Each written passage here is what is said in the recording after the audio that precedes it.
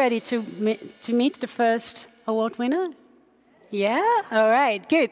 So they will be introduced by someone who has a special connection to them. And they actually also handed out the award this morning.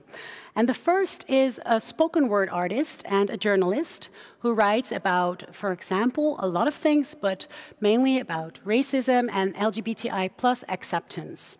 But most of all, she's known for the translation of, by now, a very famous poem by Amanda Gorman, The Hill We Climb, which you've probably heard during the inauguration of Joe Biden. So please, without further ado, a warm welcome to Zaïre Krieger.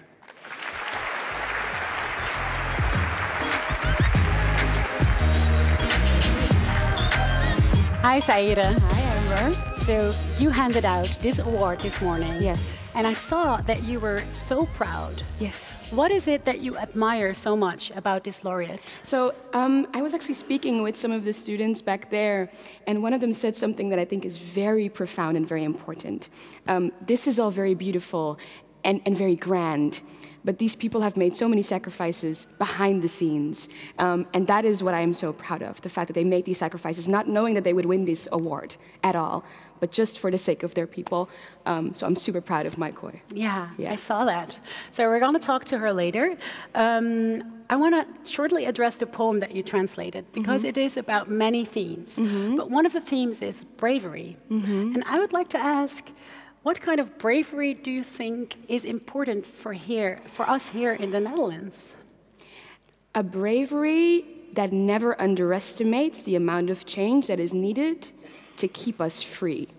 I think as Dutch people, we always think that we are the most free and the most democratic, and relatively we have it quite well.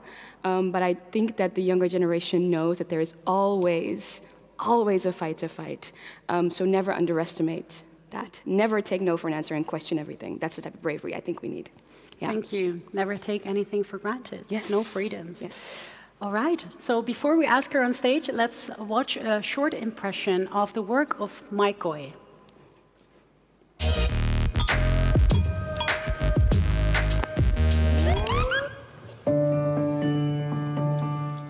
The highest price that I had to pay for my activism is I had to leave my country and live in exile.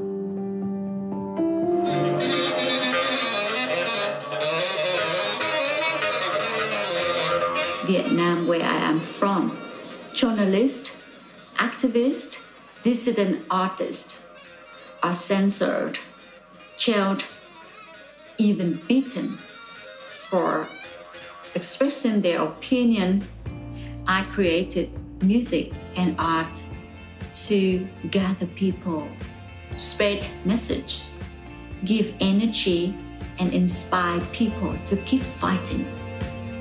They should realize they have power in numbers and can challenge laws against freedom of expression. Without freedom of speech, there is no democracy. If people don't have the right to express their opinion and learn about other opinions, they cannot come together to decide how to organize their society.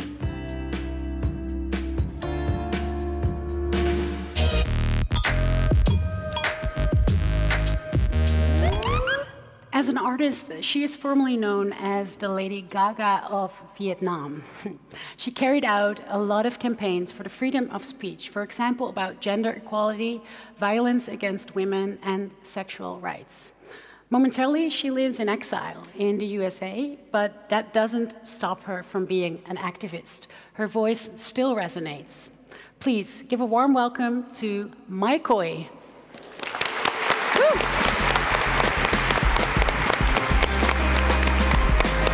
Have a seat.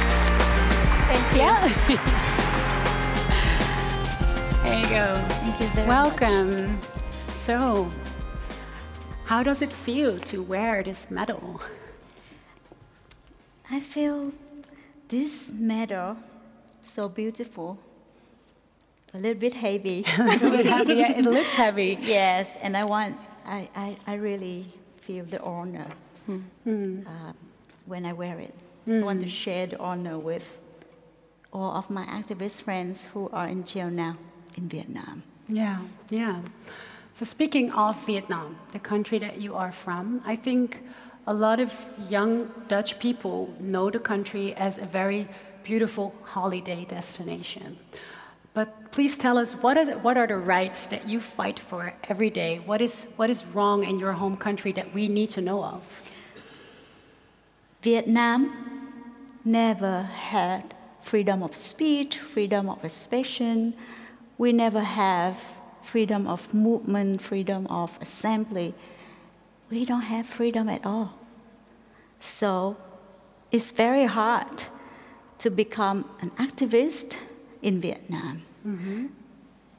Sooner or later, they will arrest you, or you will be forced to live in exile. Yeah, there is a lot of issues happening in Vietnam. So you were a very popular artist. You were very comfortable. You were respected. You were given admiration. But you chose to leave that behind. How did that happen? And why? Yes, in 2016, at that time, I was a pop star. Right. I had a lot of followers. And I decided to nominate myself for the National Assembly election to raise awareness for people about the right to participate in politics. And the government didn't like it.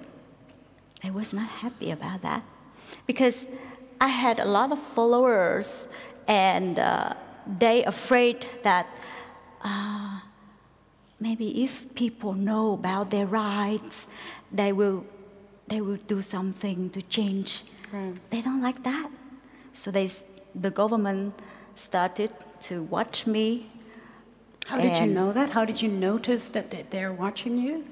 Just 2 weeks after my nomination, the police raided my concerts, and I was banned from singing in public. Wow. Yeah. Yeah, that's the first action they did. And then they put surveillance on me. They evicted me from my house more than one time and detained me many times. Also, you tried to run for parliament, but you were retracted from the ballot. How did that happen? I tried to run for parliament, but I was rejected from the ballot. You were rejected. I was rejected, and it was unfair because I didn't receive any report from the government that I was rejected. I just found the published list of the candidate that didn't include my name. Wow. Yeah. Wow. Yeah.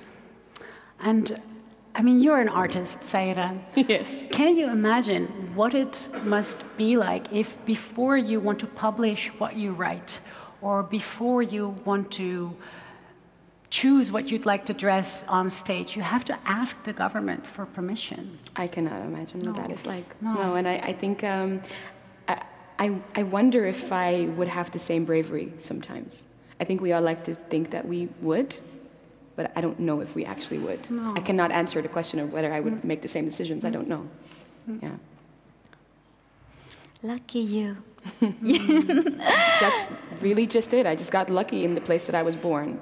It's not my talent. It's not anything. It's literally just luck. Yes. But I'm happy that we get to see you at least. I will fight until all of the artists in Vietnam have freedom to express themselves and creative like you, like the people who live here in this country. Right. There is some people here that would like to ask a question too. And the first one is actually recorded by Christian Haan van het Sibab College, and I think we're going to see him behind us now. Are we? Dear Mai Khôi, do you ever feel like giving up, and how do you keep going?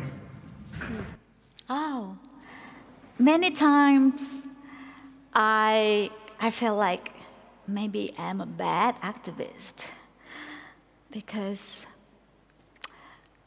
many people who, from the beginning, supported me, but they turned against me when I protested Trump. At that time, I was so sad, and I thought I should give up, and I should just focus on my music. Maybe I'm a bad activist. But, you know, the award like this encourage me. And I cannot give up. I cannot give up. So I have a lot of support from other peoples, from international organizations. Yeah. So that keeps you going? Yes. Yeah, okay. And what did you do before? Like, what did you do right after the piss on Trump? We just saw it. Maybe you can tell us a little bit about that. What did you do after that? Because, of course, that was... Right after the protest, I was evicted from my house. Right. And I had to leave my country because I was chasing around Hanoi by the police. And a lot of people, Vietnamese community around the world who supported Trump, they turned against me, and they organized boycott me. But you know, I keep myself patient, and how do you do that? How? I just follow the value of freedom, the value of democracy. I just follow that way, and I believe that what I'm doing is right. Right. That's your inner compass. Right. Yeah, beautiful. We have another question from the room, from Arne Epema. Arne, als het goed is, zit je daar. Hi. Hi. You're also from the CBAP College. And what would you like to ask, Mai Khôi? How did your friends and family feel about your fight for freedom? That's a good question. Good question. Yes, you make me think about them right now. Even I think about them every day. My family and my friend, from the beginning, they was afraid that the government will put me in jail. They really, really scared. And they tried to stop me. But after what I'm done, after seeing what I'm done, they started to support me now. And they believe about what I'm doing. Yeah. Yes. Are you still in contact with them, or can you see them as well? I still in contact with them. I can still see them through social media. Right. But you cannot give them a hug, or... Yes, just spiritually. So there's one more question of Sanne Tesselaar. There you are. Do you believe that people should voice their opinions even if they have malicious intentions? What do you think about that? I'm curious. Should the freedom of speech account for... Be like endless. Yeah. I think people have the right to express their opinions, and wherever they want to say, they want to speak, they have the right to do that.